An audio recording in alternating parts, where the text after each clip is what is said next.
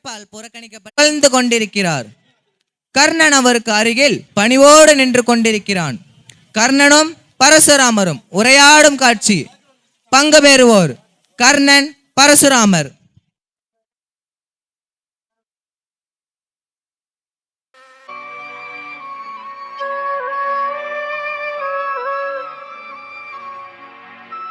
மாணவா, நான் எண்ணற்ற மாணவர்களுக்கு அஸ்திர வித்தையை கற்பித்திருக்கிறேன்.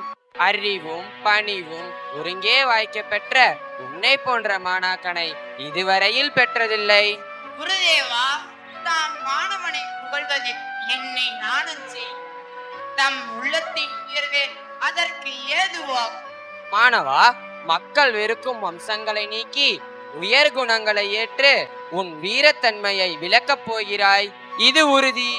குருதேவா, பெரியோர்கள் பேசுவதெல்லாம் ஏக வாக்குகளும் ஆசிகளும் வரங்களும் ஆகும். கருணா, இன்று உன்னிடம் அதிக சிறப்பை கண்டேன். இனி எவனுக்கும் கல்வி பயில்விக்கப் போவதில்லை. கருணா, எனக்கு சற்று அசதியாக உள்ளது. நான் சென்று சற்று ஓய்வெடுக்கிறேன். குருதேவா, இங்கு தலையணைக்காக வேண்டிய கட்டை இல்லை. ஆதலால் தாம் என் தொடையில் தலையை வைத்து உறங்குமாறு வேண்டுகிறேன். சரி கருணா.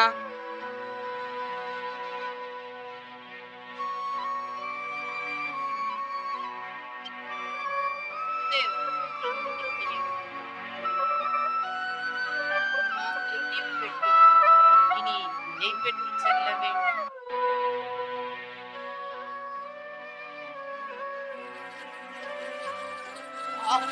இது என்ன துணைக்கடி?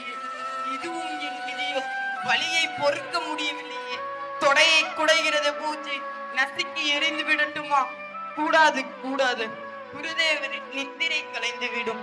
இந்த சிறிய வலியை கூட பொறுக்க முடியவில்லை என்றால் நான் பகைவரின் உண்மையான அம்புகளை எவ்வாறு தாங்குவேன்? பார்க்கலாம். இதா போய்விட போகிறது. குருதேவரின் மீது ரத்தம் படுகிறது. கருணா, என்ன தலையில் ஏதோ நீர் படுகிறது? தேவா, ஒன்றும் இல்லை. என் வேர்வை துளியாக இருக்கலாம். போதே துடைத்து விடுகிறேன். என்னப்பா, என் உறக்கமே கலைந்து விட்டது. உன் உடலில் மட்டும் இவ்வளவு வியர்வை ஏற்பட காரணம் என்ன? மாலை நேரம் தானே. மாணவா, என்ன இது? இவ்வளவு உதிரம் பெருகியும் எவ்விதம் நீ பொறுத்து கொண்டிருக்கிறாய்? உனக்கு வலி ஏற்படவில்லையா? என்ன ஒரு பொறுமை! தேவா, தங்கள் தூக்கம் கெடாது இருக்க வேண்டும் என்ற ஆசையினாலே இவ்வளவு வலியை பொறுத்து கொண்டேன். வலி அதிகம்தான், ஆயினும் பயனில்லை. தங்கள் தூக்கம் என்னவோ கலைந்து விட்டது. உன் பொறுமை என்னை திகைக்கச் செய்தது. என்னால் கூட இந்த வலியை பொறுக்க முடியாது. என்ன ஒரு மன உறுதி! எவ்வாறு இதை நீ பெற்றாய்? தேவா, எல்லாம் தம் அருளினால் தான். ஒரு நாளும் இல்லை. என் அருளினால் அஸ்திரங்கள் கிடைக்கும், மன உறுதி ஏற்பட முடியாது. அந்தணனுக்கு எவ்வாறு இத்திறன் ஏற்படும்? மாணாக்கா, எழுந்திரு. முதலில் உன் பெற்றோரை நேரில் கண்டு மகிழ்ந்தாக வேண்டும். புறப்படு. குருதேவா, அது மிகவும் தொலைவான கிராமம். தாம் அங்கு செல்ல முடியாது. மாணவா, 21 முறை பூமியை வலம் வந்துள்ள நான் பார்க்காத இடமோ தொலைவான இடமோ இப்பூலகில் இல்லை. முதல் வேளை இது, பிறகுதான் எந்த செயலும். புறப்படு. தேவா, என் பெற்றோரை நானே நன்றாக அறியேன். தாம் எப்படி அறிய முடியும்? ஏன், அவர்கள் நீ சிறுவனாக இருக்கும் போதே இறந்து விட்டனரா? அதுவும் எனக்கு தெரியாது குருதேவா. நீ பொய் பேசுகிறாய். அந்த பழக்கத்தையே நான் அறியேன். அப்படியானால் நீ எங்குதான் வளர்ந்தாய்? எவரிடமோ வளர்ந்தேன் குருதேவா. சரி, போகட்டும். நீ அந்தணன் என்று சொன்னாயே, அதாவது உண்மையா?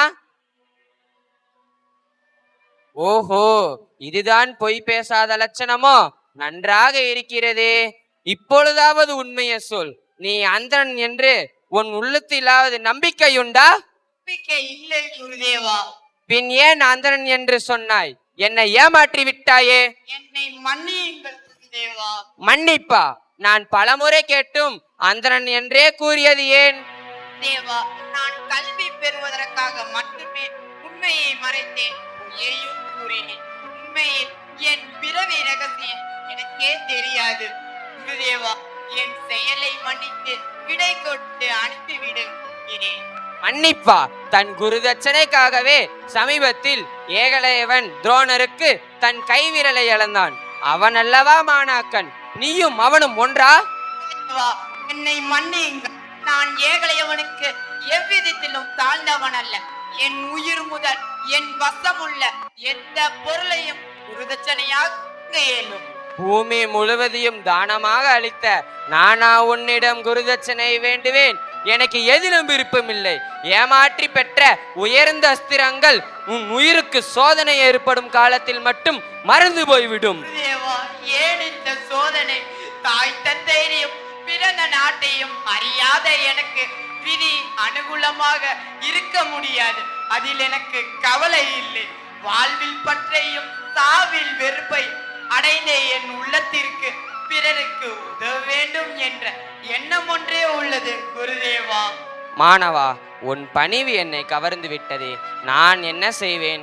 சொன்ன சொல்லை மாற்ற எனக்கே உரிமை இல்லை. வாழ்விலும் சாவிலும் நீ லட்சிய புருஷனாக விளங்குவாய். அதுவே உன் பாக்கியம். சென்று வா.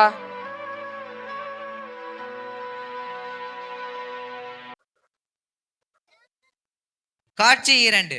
பரசுராமரிடம் சாபம் பெற்ற கர்ணன் தன் விதியால் வேதியரிடமும் சாபம் பெறுகிறான். கர்ணனும் வேதியரும் உரையாடும் காட்சி. பங்கு பெறுவோர் கர்ணன், வேதியர்.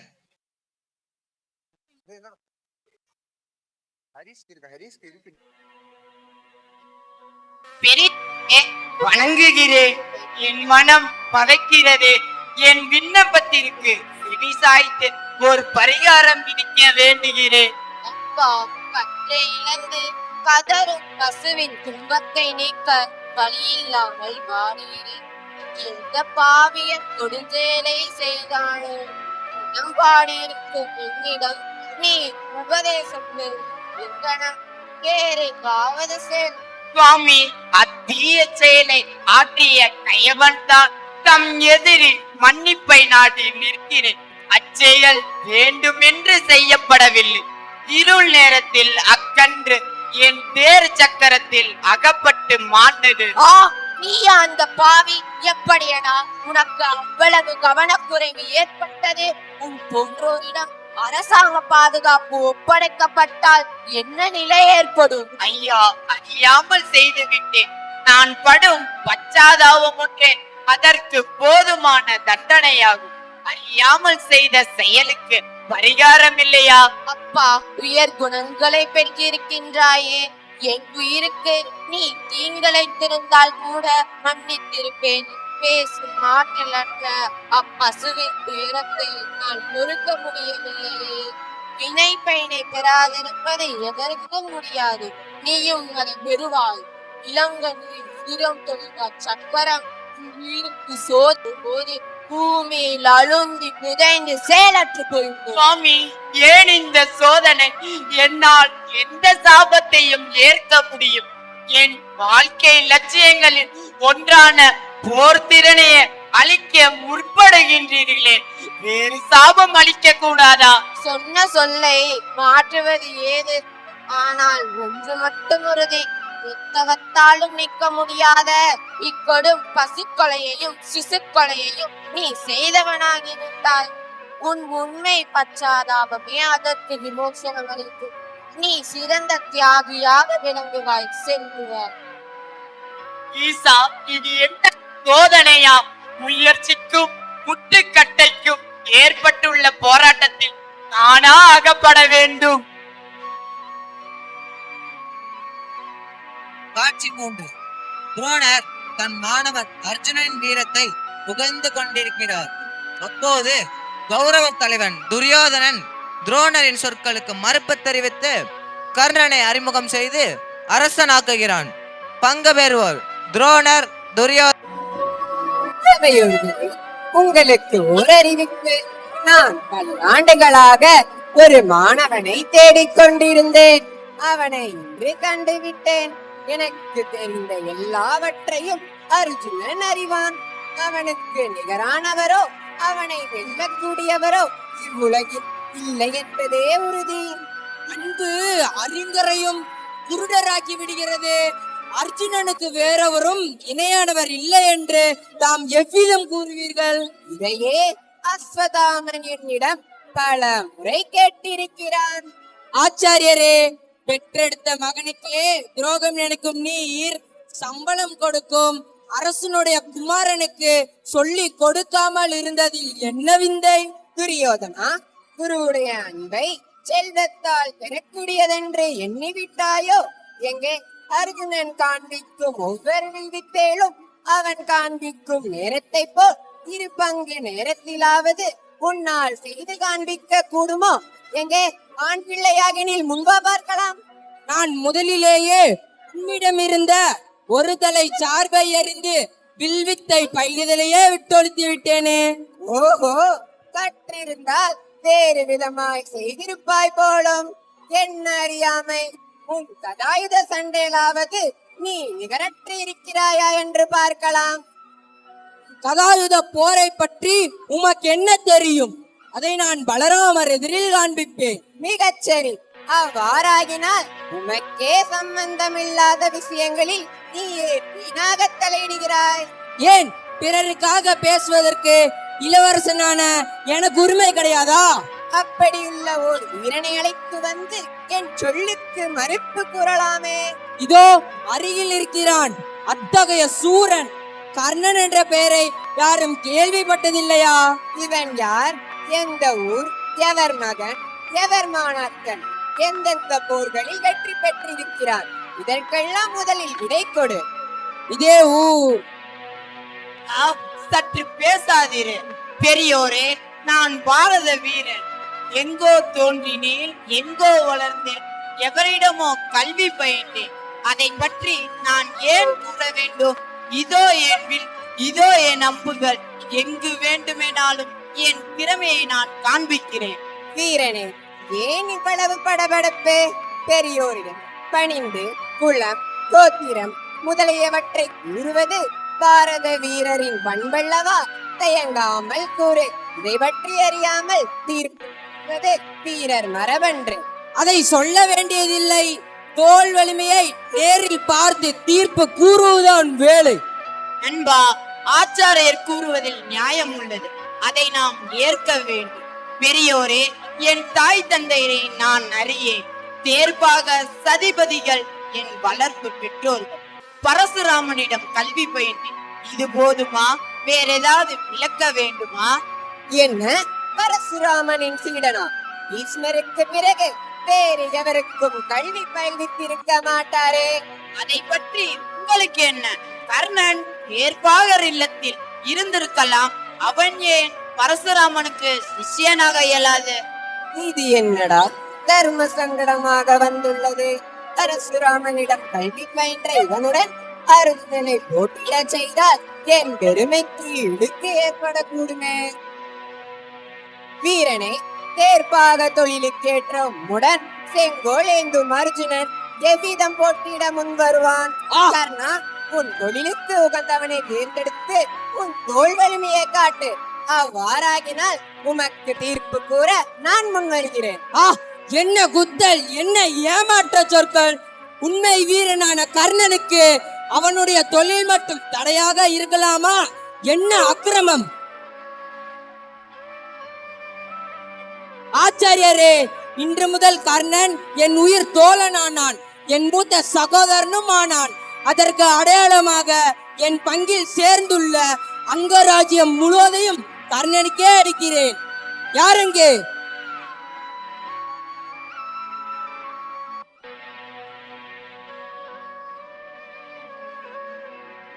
ஆறுயிர் நண்பா, இன்று முதல் நீ அங்க நாட்டு மன்னனாகி விட்டாய்.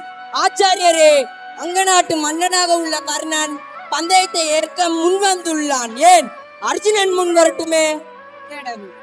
இது என்ன சோதனை? விட்ட பூதமல்லவா கிளப்புகிறது. நான் பேசியதனால் கர்ணனுக்கு அரசாங்கம் அல்லவா கிடைத்து விட்டது. துரியோதனா, உன் உயர்ந்த குணத்தை மெச்சுகிறேன். ஆகினும் அரசனாக்கப்பட்ட கர்ணனை நீ சத்தியனாக்கிவிட முடியுமா? ஆச்சாரியரே, அரசனாக இருக்க வேண்டும் என்றீர். அரசனாக்கினேன். இப்போது சத்திரியனாக வேண்டும் என்றீர். அதுவும் ஆக்கிவிட்டால் என்ன செய்வீர்? என்பா, நான் சொல்வதை சிறிது கேள். என் பிறவி உண்மையை அறியாமல் இருந்ததற்காகவும் தேர்பாகர் இல்லத்தில் வளர்ந்தமைக்காகவும் நான் என்றும் சிரத்தை தாழ்த்தியதில்லை, வருந்தியதில்லை. இவ்வுலகில் தாழ்விற்கு காரணமாக கருதப்படும் தேர்பாகர் நிலையை நீக்கி நீ என்னை அரசனாக்கி விட்டாய். நான் எவ்வாறு கைமாறு செய்ய போகிறேன்? என் உயிர், உடல், உடைமை அனைத்தும் உன்னுடையது. நீ செல்லும் பாதை எதுவாயினும் என் பாதையாகும். 1000 அரசாங்கங்களை பெற முடியும், ஆனால் நண்பனை நான் வேறெங்கு பெறுவேன்? நண்பா, உன் மனதில் உள்ளதை நான் நன்றாக நாள் வெறுக்கப்படும் அப்பகைவனிடம் ஏதோ காரணமின்றி எனக்கு ஒரு போட்டியுணர்ச்சி ஏற்பட்டு விட்டது. நாம் ஒன்றை நினைக்க தெய்வம் மற்றொன்றை எண்ணுகிறதே. கடவுளின் சித்தபடி நடைபெறட்டும்.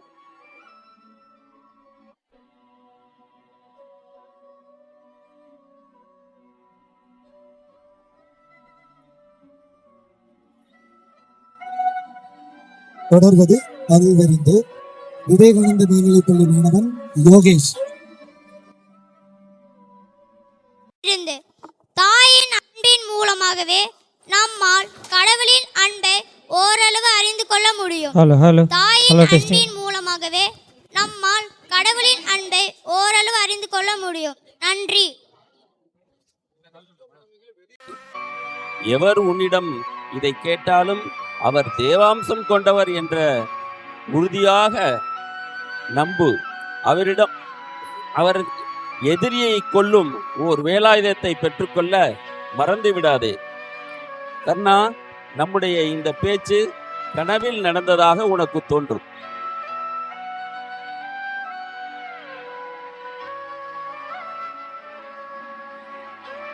காட்சி 5. அதிகாலை, சூரியன் உதிக்கும் நேரம். கர்ணன் தியானம் செய்துவிட்டு யாசகருக்காக காத்திருக்கிறான். அவனது முகம் தெய்வீக ஒளியுடன் பிரகாசிக்கிறது. அப்போது வயது முதிர்ந்த ஏழ்மையான தோற்றம் கொண்ட ஒரு முதியவர் கர்ணனை நோக்கி வருகிறார். பங்கு பெறுவோர் கர்ணன், முதியவர், காவலன், தேவேந்திரன்.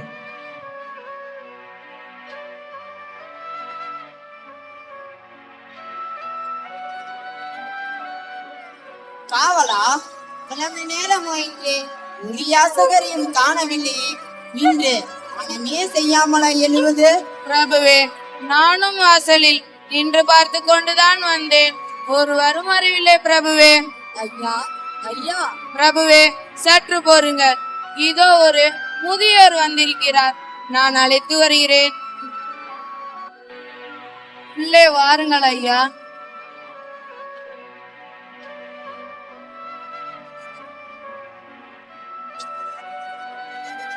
ஐயா, இந்த தள்ளாத வயதில் ஏன் இவ்வளவு தூரம் நடந்து வந்தீர்கள்? இருக்கும் இடத்தில் இருந்து சொல்லி இருந்தால் நான் தங்களின் விருப்பத்தை நிறைவேற்றியிருக்க மாட்டேனா? சரி சரி போதும். இவ்வளவு கஷ்டத்துடன் வந்த பிறகு வெறுங்கையுடன் திருப்பி அனுப்பாமல் இருந்தால் அதுவே போதும். என்ன சொன்னீர்? எம் தலைவனையும் மற்றவருடன் ஒப்பிட்டு விட்டீரோ? நீங்கள் வரையிலே என்று இன்னமும் உண்ணாது இருக்கிறார் பிரபு. இருக்கலாம் அக்கா, என்னுடைய அனுபவத்தை சொன்னேன். பெரியோரே, வீண் பேச்சு வேண்டாம். தாங்கள் விரும்பியது எதுவாயினும் என்னிடம் விட்டு செல்லுங்கள். உடல், பொருள், ஆவி என்பார்களே, அவைகளோல் எதை வேண்டுமானாலும் பிரபு கொடுத்து விடுவார். தயங்காமல் கேளுங்கள். என்னிடம் இருக்கும் எதுவாயினும் அது தங்களுக்கு சொந்தம். கர்ணா, உன்னிடம் நான் தனியாக பேச வேண்டும். காவலனை அனுப்பிவிடு. காவலனே, சற்று வெளியே இரு. உன் உடலின் இயற்கை பாதுகாப்பான கவசத்தையும் 2 குண்டலங்களையும் எனக்கு தானமாக தர வேண்டும். தருவாயா? இவ்வளவுதானா?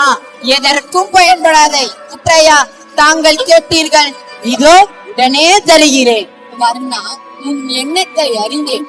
என் பெருமையினால் நகத்தை கிள்ளுவதைப் போல் அதை எளிதில் பிரித்து விடலாம்.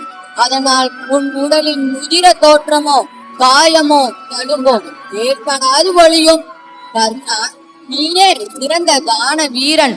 தோல் போன்றவற்றை அறுத்து உடலில் இருந்து பிரித்தமையினால் நீ கர்ணன் என்ற பெயரின் பொருள் இருக்கும் பொருத்தமானாய். உன் உடலின் ஒளி என்றும் குன்றாது பன்மடங்கு ஒளி வீசும். தம் மாசிகளுக்கு நன்றி பெரியோர். இதோ நீங்கள் கேட்ட இரு குண்டலத்தையும் கவசத்தையும் உடனே தருகிறேன்.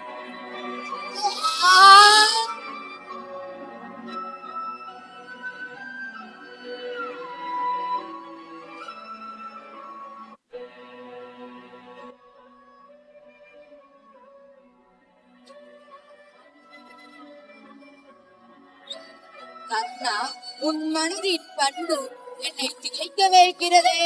நான் யார் என்பதை நீ அறிந்து கொண்டால் பிடிவிட்டு போவாய். பெரியோரே, எவர் அளித்தாலும் எவர் கழிந்தால் கொடை ஒன்றுதான். கொடுப்பதிலும் பெறுவதிலும் கூடவா உயர்வு தாழ்வு? நீங்கள் விண்ணுலகின் அரசரான தேவேந்திரனாயினும் நான் வியப்படைய மாட்டேன். ஆமா, என்ன கூறினாய்? உன் உள்ளத்தின் போக்கிற்கு எதிரில் உண்மையை மறைத்து என்னால் நிற்கவோ பேசவோ முடியவில்லை.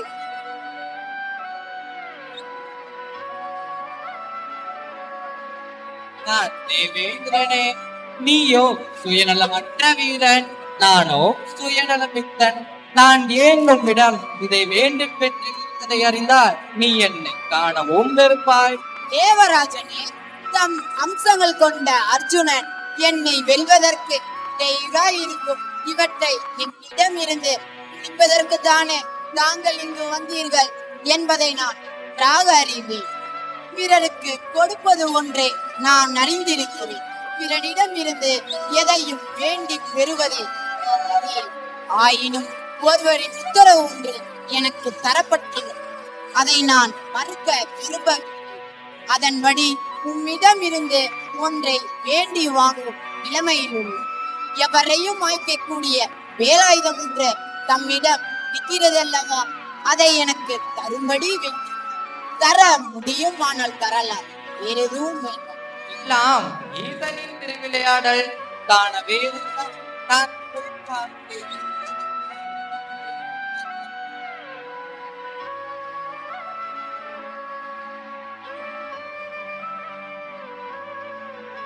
ஆனால் அனைத்து எதிரியும் வெல்லக்கூடிய வேலாயுதம் ஓர் தான் வேண்டும். பிறகு பயன்படாத ஒளியோ. நன்றி தேவராஜனே. நம்முடைய இந்த சந்திப்பு இந்திரஜால வித்தையினால் மறையும். படியே ஆகட்டும் தேவராஜனே.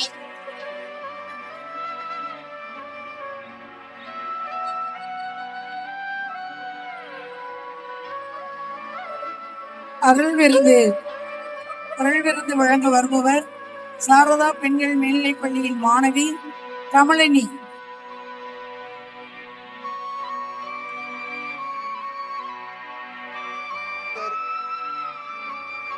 நமஸ்காரம். தைரியத்திற்கு நிகரான பரிசு எங்கும் இல்லை. எனவே தைரியத்தை இழக்காதே. வழிபாடு செய். உரிய நேரத்தில் பலன் பெறுவாய். சாத்தியம் இல்லாததையும் சாதிக்கும் சக்தி பக்திக்கு உண்டு. தைரியத்திற்கு நிகரான பரிசு எங்கும் இல்லை. எனவே தைரியத்தை இழக்காதே. வழிபாடு செய். உரிய நேரத்தில் பலன் பெறுவாய். சாத்தியம் இல்லாததையும் சாதிக்கும் சக்தி பக்திக்கு உண்டு. அன்னை ஸ்ரீ சாரதா தேவியார். நன்றி.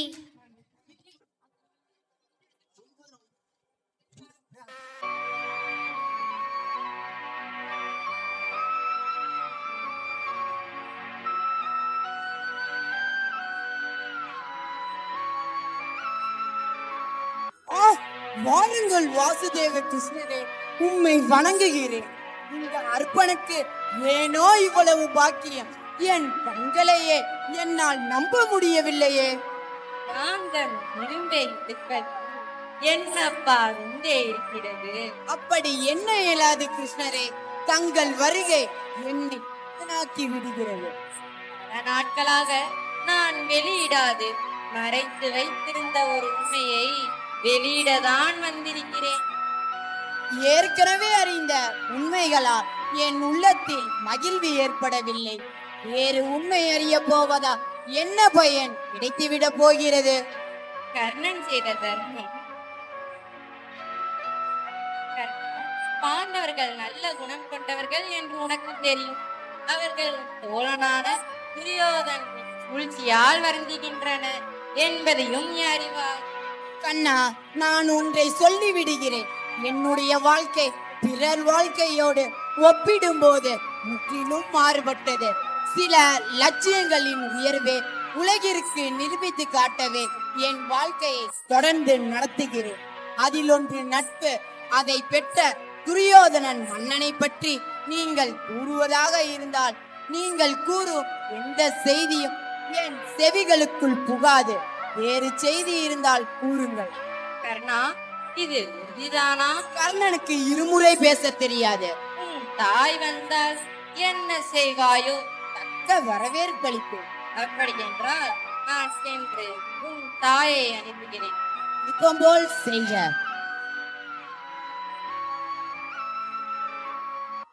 காட்சி 7. கர்ணன் தான் தன் மைந்தன் என்பதை அறிந்த குந்தி தேவி எவரும் அறியாமல் ஆடையால் முகத்தை மூடிக்கொண்டு கர்ணனை சந்திக்க ஆவலோடு வருகிறார். கர்ணனும் குந்தி தேவியும் உரையாடும் காட்சி. பங்கு பெறுவோர் கர்ணன், குந்தி தேவி.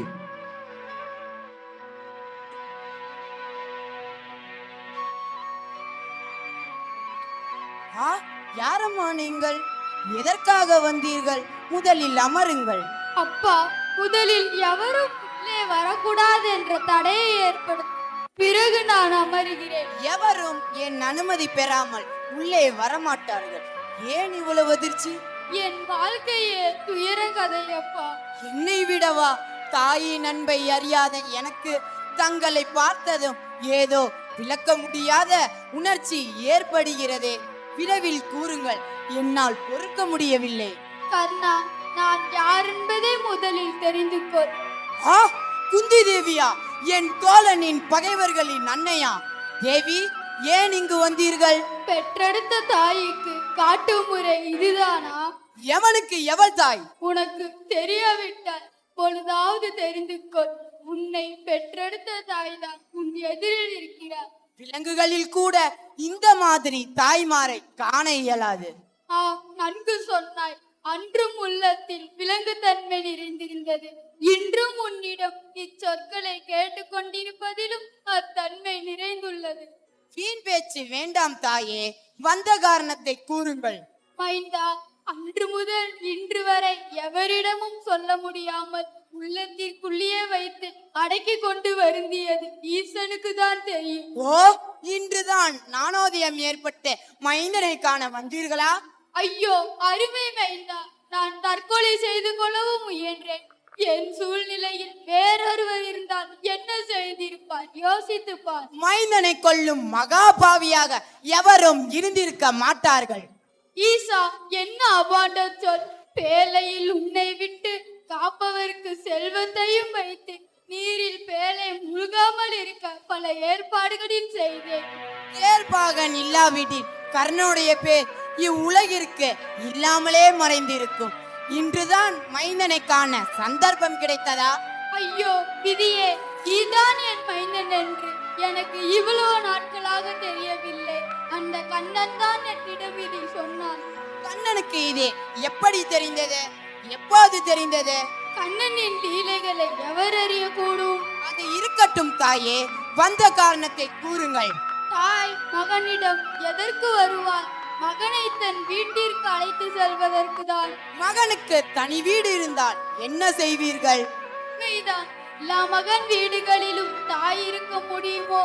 நீ வர மறுத்தால் மீதி மைந்தர்களுடன் உன் வீட்டிற்கு வந்து விடுகிறேன். என் லட்சியத்தை சிதறடைய செய்து விட்டீர்களா? அவர்களிடம் செய்தியை கூறிதான் இங்கு வந்தீர்களா? கூறியிருந்தால் எனக்கு முன்பு வந்து உன் காலடிகளில் கிடக்க மாட்டார்களா? உன்னை போல் உடன் பிறந்தோருடன் சேருவதற்கு ஆராய்ச்சி செய்து கொண்டிருப்பார்களா?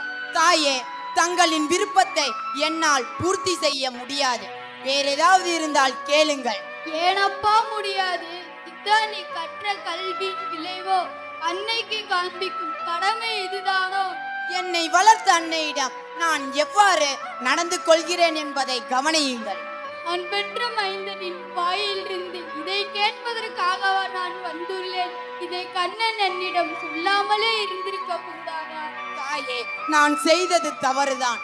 என்னை மன்னித்து அருளுங்கள். இப்பொழுதே நீ என் மைந்தனான என்னை பின்தொடர்ந்து வா. இல்லாவிடில் உன் தம்பிகளை உன்னிடம் சேர்த்து விடுகிறேன். தாயே, இதை என் மனம் ஒருபோதும் ஏற்காது. வேற ஏதாவது இருந்தால் கேளுங்கள். வேறெதுவும் வேண்டாம். என் மைந்தனை விட உயர்ந்ததாக நான் எதையும் கருத மாட்டேன். தாயே, அன்னையிடம் மறைக்கக்கூடியது ஒன்றுமில்லை. தாய், தந்தை, உற்றார், உறவினர் என அனைவரையும் அறியாதவன் என்றும் ஊர் பேரற்றவன் என்றும் மக்கள் என்னை இகழ்ந்தனர்.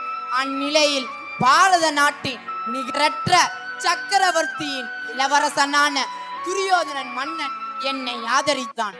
அந்த மன்னனை மறத்தலே மகாபாவம். மீண்டும் இதை பற்றி பேசாதீர்கள் தாயே. பெற்ற தாயின் விருப்பத்தை நிறைவாய் பெற்றாது. மற்றவர்களுக்கு எல்லாவற்றையும் கொடுத்த பெருமை உனக்கு இருக்கட்டும். உன் சகோதரர்களான இவர்களையும் கொல்ல மாட்டேன் என்ற வாக்கு கொடு. தாயே, அர்ஜுனனை கொல்வதே அல்லது அவனால் நான் கொல்லப்படுவதே என் வாழ்க்கை லட்சியமாகும். இதை நீங்கள் மாற்றுமாறு நினைத்தால் உங்கள் மைந்தன் உயிரற்ற பிணமாகி விடுவான். அவ்வளவு உன் பகையை பெறுவதற்கு என் கண்மணி அர்ஜுனன் என்ன கேடு செய்தார்? உயர்ந்த வீரனாக இருப்பது போதாதா தாயே? ஐயோ, ஏன் இந்த பொறாமை உனக்கு? இது பொறாமை இல்லை தாயே. மைந்தன் பாசம் தூண்டியா என்னை காண வந்தீர்கள்? ஒருபோதும் இல்லை. நீங்கள் விதியை மாற்ற முடியாது. பாண்டவர்கள் ஐவர்தான். அர்ஜுனன் மடிந்தால் கர்ணனாகிய நான் இருப்பேன். நான் மடிந்தால் அர்ஜுனன் இருப்பான். எப்படி பார்த்தாலும் போர் முடிந்த பிறகு உங்களுக்கு 5 மைந்தர்கள் தான் தாயே. மைந்தா, நேரம் ஆயிற்று. என் விருப்பப்படி பேசுறதுக்கு கூட எனக்கு உரிமை இல்லை. தாயே, போர்க்களத்தில் எந்த நிலையிலும் தங்கள் மைந்தர்கள் 4 கொல்ல மாட்டேன். ஒருவேளை அர்ஜுனனால் நான் கொல்லப்பட்டு இறக்க நேரிடும் போது தாங்கள் என் உடலில் மேல் விழுந்து இவன் என் மகன் என்று உலகிற்கு அறிவியுங்கள்.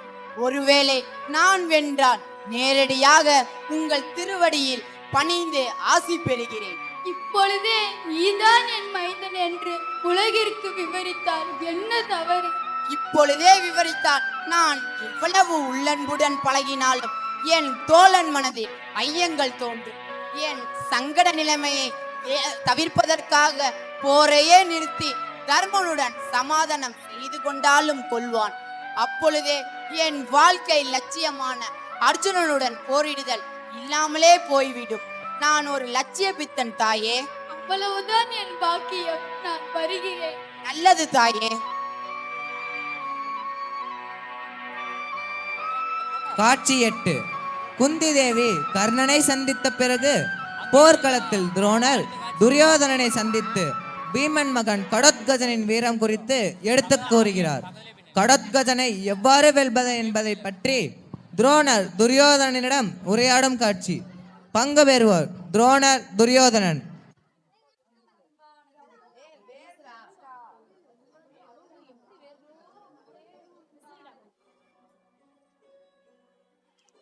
மாணவா, உன்னிடம் ஒரு முக்கியமான விஷயம் கூறுவதற்காக அழைத்தேன். ஆச்சாரியரே, தாங்கள் கூறுங்கள். பீமனுடைய மகன் கடோத்கஜன் மிக பெரும் வீரன், தேவரருள் பெற்றவன். மனிதனால் அவனை வெல்ல முடியாது. மனிதனை பொருளாக மதித்து போரிட முன்வர மாட்டான். தம்மால் முடியாத அவ்வழியை அறிந்தவன் யார்? அர்ஜுனனுடன் போர் புரியும் நாளை அவளுடன் எதிர்பார்த்து கொண்டிருக்கும் கர்ணனிடம் ஏதோ ஒரு விசேஷமான தெய்வம்சம் பெற்ற அஸ்திரம் ஒன்றிருப்பது உறுதி. அதை இப்பொழுதே எடுத்து தயாராக வைத்துக்கொள். கடோத்கஜான் வந்தான் என்று கூறியவுடன் அதை உபயோகித்து விட வேண்டியதுதான். செல். அப்படியே ஆகட்டும் ஆச்சாரியரே.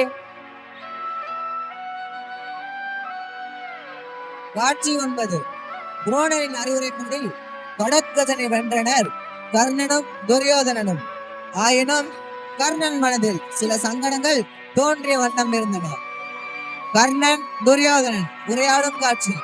பங்கு பெறுவோர் கர்ணன் துரியோதனன்.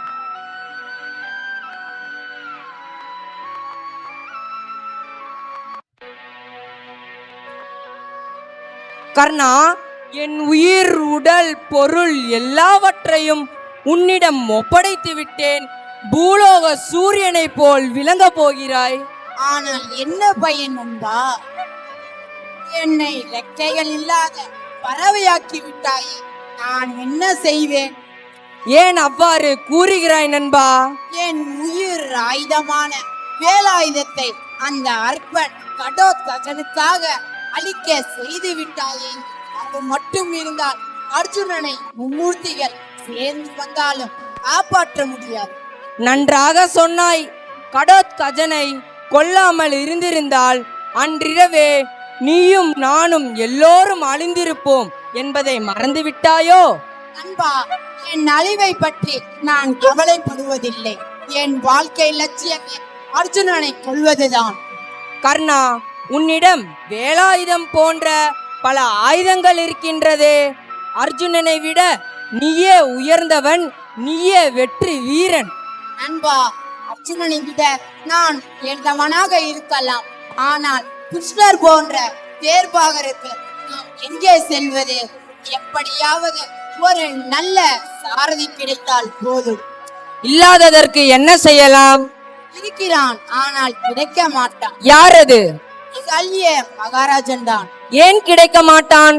சல்யராஜன் நமக்கு எந்த அன்பினால் இல்ல சாரதியாவான். நண்பா, சல்யராஜன் சாரதியாக வேண்டும் என்கிறாய். அவன் கிடைத்ததாக எண்ணிக்கொள். உடனே சல்யராஜனை அனுப்புகிறேன். அல்லது நண்பா.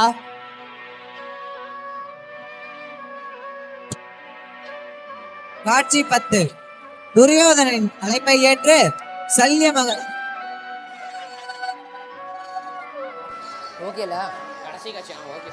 தபோவன தலைவர் சுவாமிஜி சுத்தானந்த மகாராஜ் அவர்களை ஆசியுரை வழங்க பணிவுடன் அழைக்கின்றோம். குருதேவோ மகேஸ்வர குரு சாட்சாத் பரபிரம்மம் தஸ்மை ஸ்ரீ குருவே நமக. அனைவருக்கும் அன்பு நமஸ்காரங்கள். நம்முடைய குருநாதர் சுவாமி சித்பவானந்தர் அவர்கள் மக்களுடைய வாழ்க்கை நெறிகள் அவர்களுக்கு கொடுப்பதற்காக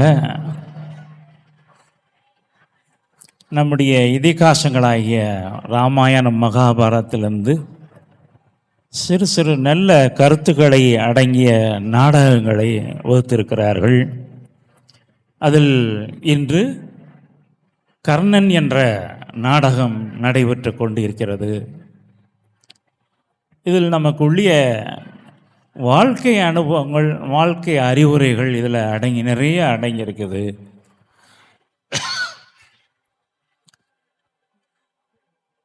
நமக்கு ஒவ்வொருத்தருக்கும் நம்ம இந்த வாழ்க்கையில் நாம் செய்கிற ஒவ்வொரு செயலுக்கும் அதுக்கு பின்னால் அந்த செயலின் வாயிலாக நம்முடைய வாழ்க்கை அமைகின்றது.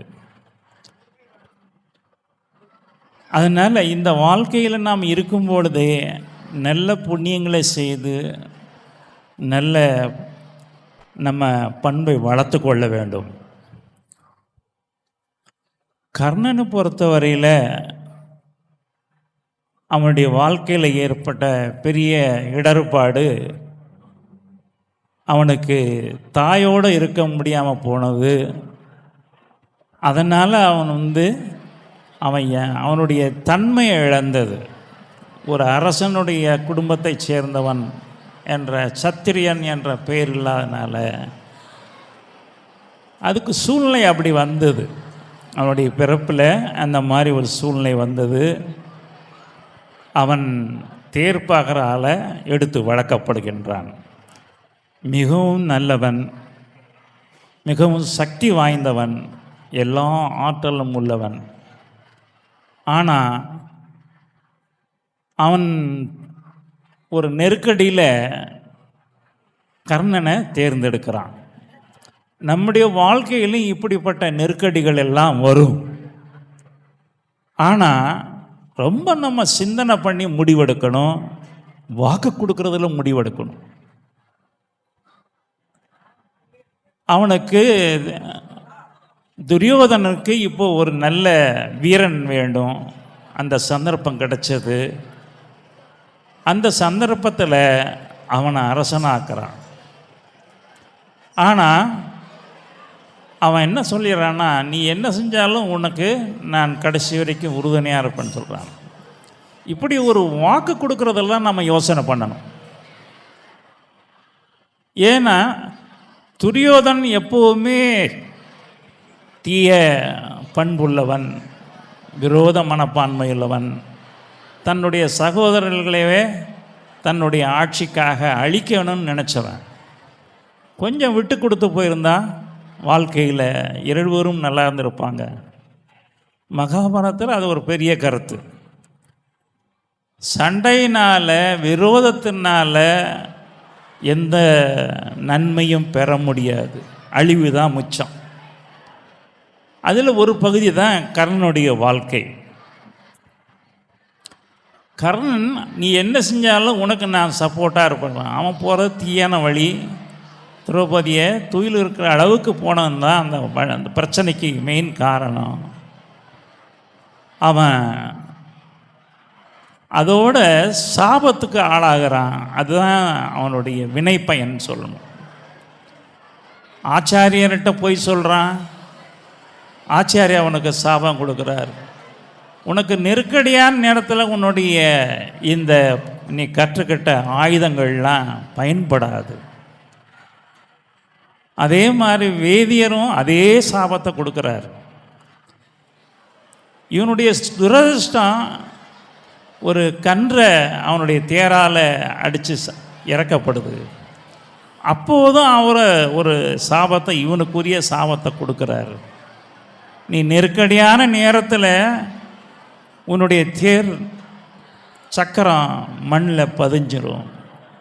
இந்த ரெண்டு தான் அவனுடைய அழிவுக்கு காரணமாயிடுது.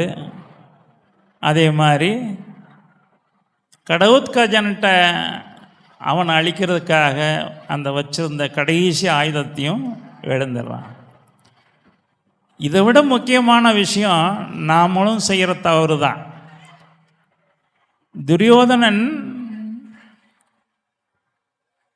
துரியோதனனும் அர்ஜுனனும் கிருஷ்ணன் சந்திக்கிறாங்க.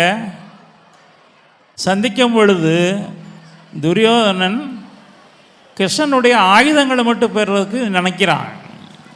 ஆனாலும் கிருஷ்ணனே கேட்குறார் அர்ஜுனன்ட்ட.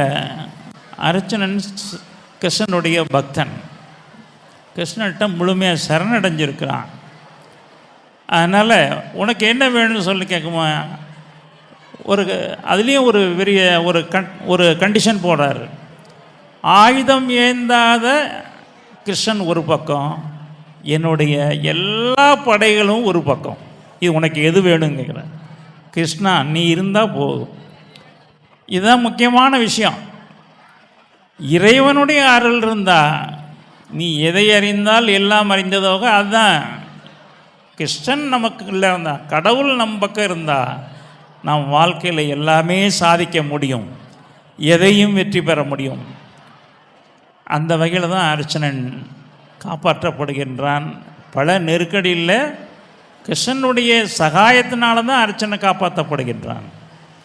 கடைசியாக இந்த தேர் பதிஞ்சிருது.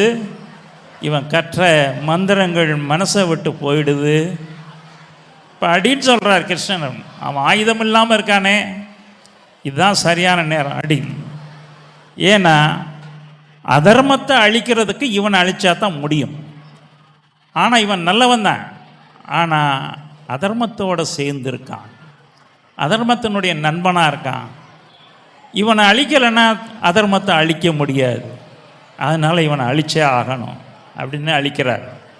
இது மாதிரி நமக்கும் பல சந்தர்ப்பங்கள் வரும். ரொம்ப யோசனை பண்ணி வாக்கு கொடுக்கணும், ரொம்ப சிந்தனை பண்ணி செயல்படணும்.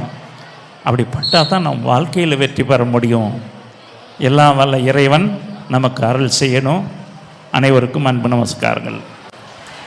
ஆசியுரை வழங்கிய சுவாமிஜி அவர்களுக்கு பணிவான நன்றியை தெரிவித்துக் கொள்கின்றோம். தொடர்வது இறுதி காட்சி.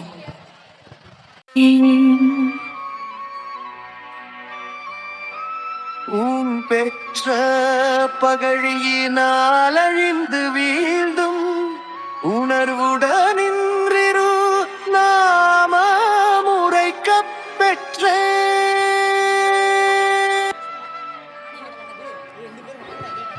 காட்சி 10. துரியோதனின் அழைப்பை ஏற்று சல்ய மகாராஜன் கர்ணனுக்கு சாரதியாக வருகிறான். கர்ணனுக்கு வேதியர் அளித்த சாபத்தின் விளைவாக போர்க்களத்தில் தக்க நேரத்தில் தேரின் சக்கரம் பூமியில் அழுந்தி புதைந்தது. அந்த தருணத்தில் சல்ய மகாராஜனும் கர்ணனை விட்டு செல்கிறான். அர்ஜுனனின் அம்புகள் கர்ணனின் உடலை துளைத்தன. இறக்கும் நிலையிலும் தான தர்மங்களை கைவிடாத கர்ணன் தன் இக்கட்டான நிலையை நினைத்து தானே புலம்புகிறான். கண்ணன் தன் லீலைகளை நடத்துகிறான். நாடகத்தின் இறுதி காட்சி இதோ.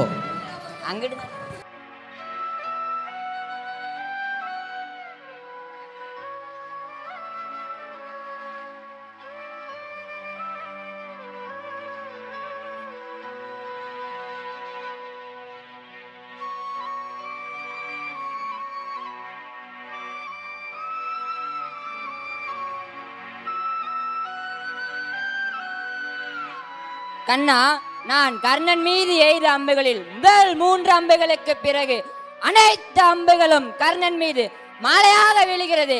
இது என்ன விந்தை? அர்ஜுனா, கர்ணன் செய்த தர்மம் அவனை காப்பாற்றுகிறது. அந்த தர்மத்தின் பலன்கள் உள்ளவரை கர்ணனை எதுவும் செய்ய முடியாது. அர்ஜுனா, சற்று பொறு, நான் அதற்கு ஏற்பாடு செய்துவிட்டு வருகிறேன்.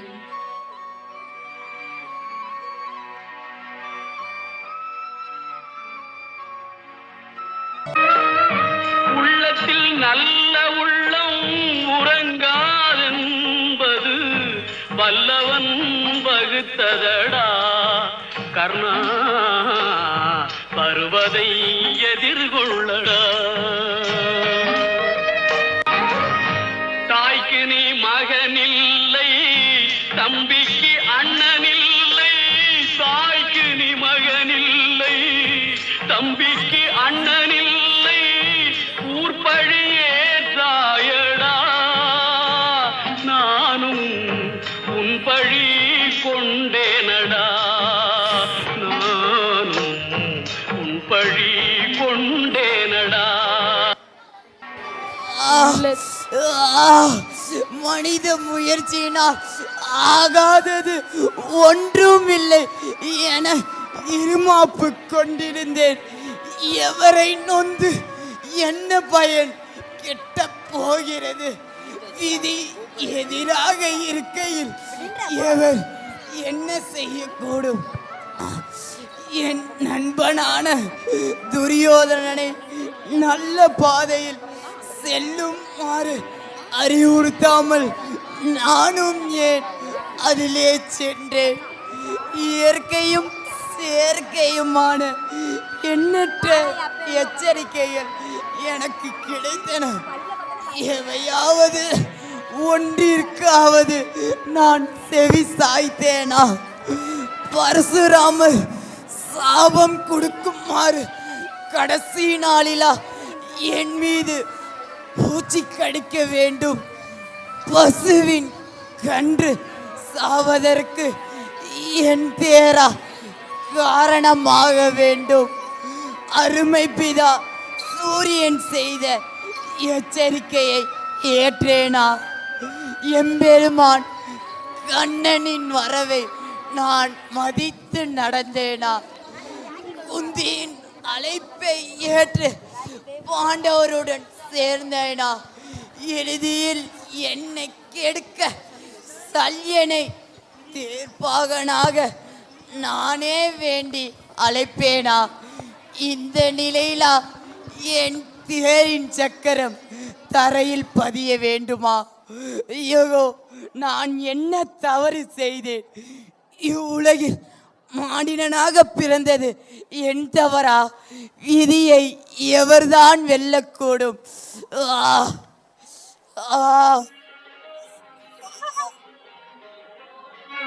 செஞ்சோற்று கடன் தீர்க்க சேராத இடம் சேர்ந்து பஞ்சத்தில் வீழ்ந்தாயடா கர்ணா பஞ்சகன் கண்ணனடா கர்ணா பஞ்சகன் கண்ணனடா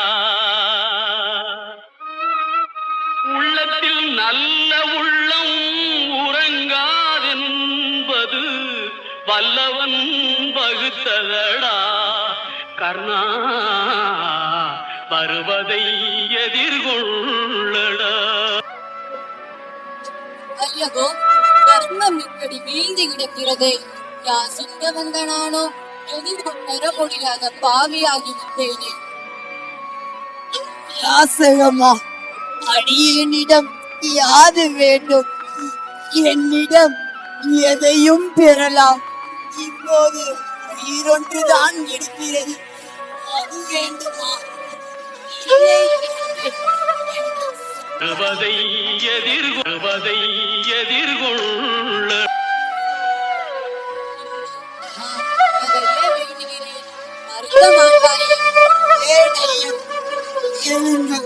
தானவீரா, எவரும் அளிக்க முடியாத தானங்களை அளித்திருக்கிறாயே, அவற்றின் பயன்களை எனக்கு அளிப்பாயா?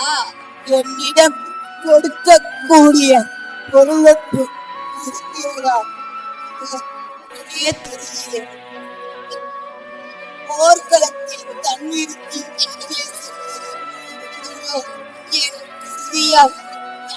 பார்த்து தருகிறேன்.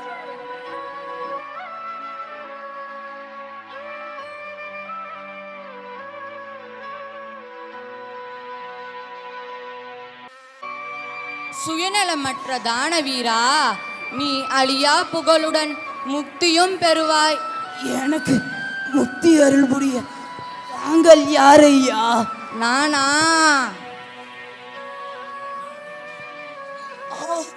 பரமாமா, லோகநாதா, என்னை ஆட்கொண்டது.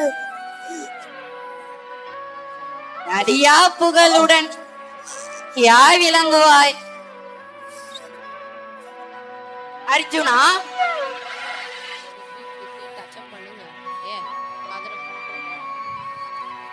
இப்போது விடு உன் பானத்தை, கர்ணன் முடிந்து விடுவான்.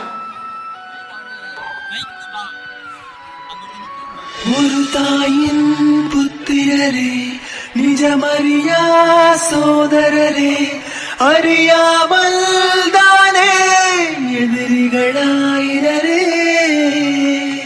காலத்தின் ஜாலத்தால் விதி நடத்தும் விளையாட்டால் கதியின்றி தவித்த ஜீவன்களாயினரே.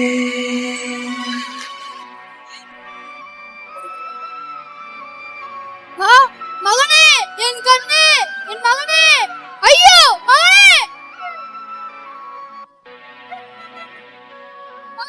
மகனே, என் செல்வமே, உன்னை நான் இந்த நிலையில காண வேண்டும்.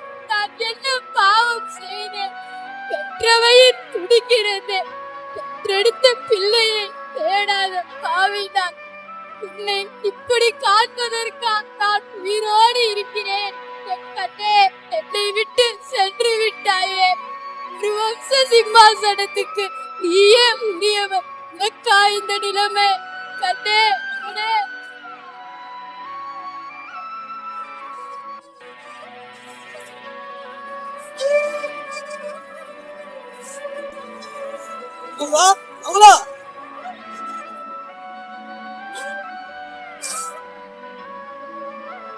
கூறுங்கள் அண்ணா.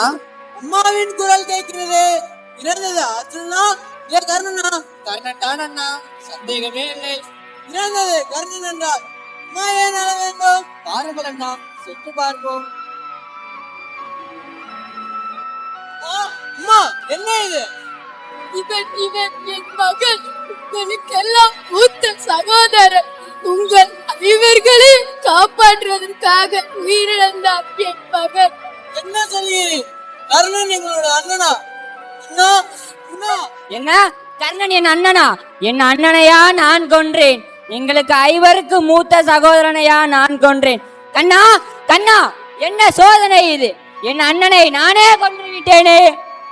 நான் கொன்றேன் என்று ஏன் இனே மார்த்தட்டிக் கொள்கிறார்? உன் ஒருவனால் மட்டும் கர்ணனை கொன்று விட முடியுமோ? உனக்கு முன்னே 6 பேர் அவனை கொன்று விட்டார்கள்.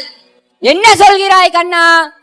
ஆம், முதலில் கண்ணனின் கவச குண்டலங்களை இந்திரன் யாசித்து கவர்ந்து கொண்டான்.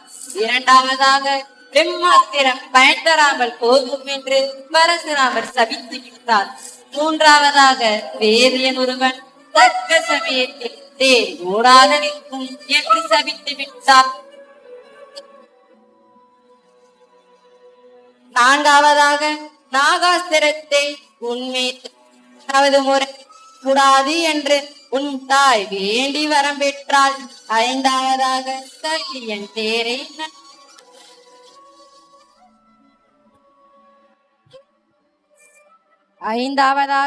சல்லியன் தேரை நடுவெளியில் நிறுத்தி ஓடிவிட்டான். ஆறாவதாக தேரை கீழே அழுத்தி உன் மீது நாகாஸ்திரத்தை படாமல் நான் தடுத்து விட்டேன். ஆக கடைசியில் செத்த பாம்பை அடித்துவிட்டு நான் தான் கொன்றேன் என்று வீராப்பு பேசுகிறாய். என் அண்ணன் இறப்பதற்கு நானே காரணமாகிவிட்டேனே. ஐயோ அண்ணா!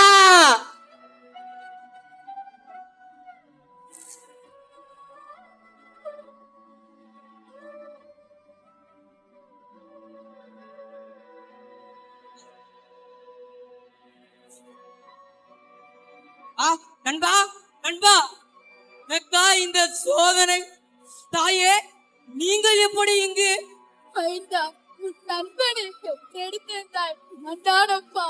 தாயே, இவ்வுண்மையை இவ்வளவு நாட்களாக ஏன் மறைத்து வைத்தீர்கள்? கர்ணன் தான் பெற்ற மகன் என்று சில நாட்களுக்கு முன்பு கிருஷ்ணர் எனக்கு விளக்கினார். பாண்டவர்களோடு சேரும்படி நான் இவனை கூப்பிட்டேன். ஆனால் இவனோ எனக்காக உயிர் கொடுக்க துணிந்திருப்பதாக நான் சாகும் வரையில் இவ்வுண்மையை சொல்லலாகாது என்றும் என்னை வேண்டிக் கொண்டான். இவன் வேண்டுதலுக்கு இணங்கியது ஒன்றே நான் செய்யும் தாய் கடமையாகும்.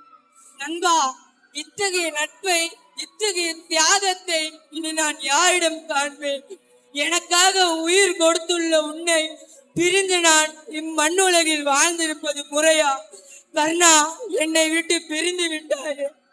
இங்கு நடந்ததும் நடந்து கொண்டிருப்பதும் நடக்க போவதும் எல்லாம் எனது செயல்களே. விதியை எவர்தான் வெல்லக்கூடும்?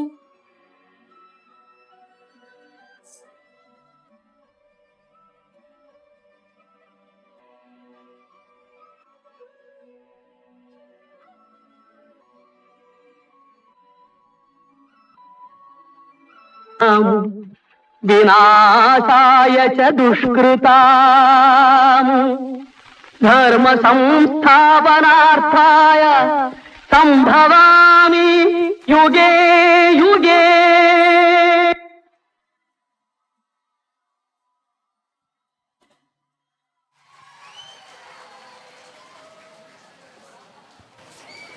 அருமை மாணவர்களே, தானவீர கர்ணன் நாடகம் நடித்த மாணவர்களுக்கு பரிசுகளை வழங்க நம்முடைய தலைவர் சுவாமிஜி அவர்களை அன்போடு அழைக்கின்றோம்.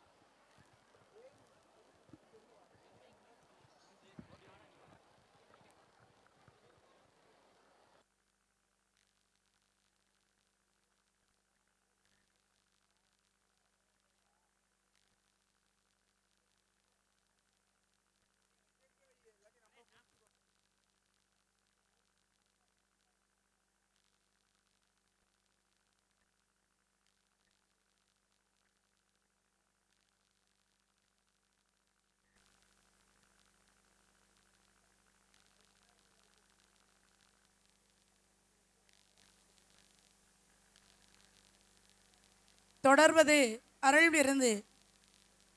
வழங்குபவர் அன்னை ஸ்ரீ சாரதா தேவியாரின் அருள் விருந்து. அமைதிக்கு நிகரான புதையல் வேறில்லை. உன் இதயத்தை விண்மீன்கள் போல தூய்மையாக வைத்திரு. மனமும் உடலும் நலமுடன் இருக்க எப்போதும் பயனுள்ள பணியில் ஈடுபடு. உன்னிடமுள்ள குறைகளை கண்டுபிடித்து திருத்திக்கொள். அமைதிக்கு நிகரான புதையல் வேறில்லை. உன் இதயத்தை விண்மீன்கள் போல தூய்மையாக வைத்திரு. மனமும் உடலும் நலமுடன் இருக்க எப்போதும் பயனுள்ள பணியில் ஈடுபடு. உன்னிடமுள்ள குறைகளை கண்டுபிடித்து திருத்திக்கொள். அன்னை ஸ்ரீ சாரதா தேவியார். நன்றி. 30 முக்கோடி தேவர்களுக்கெல்லாம்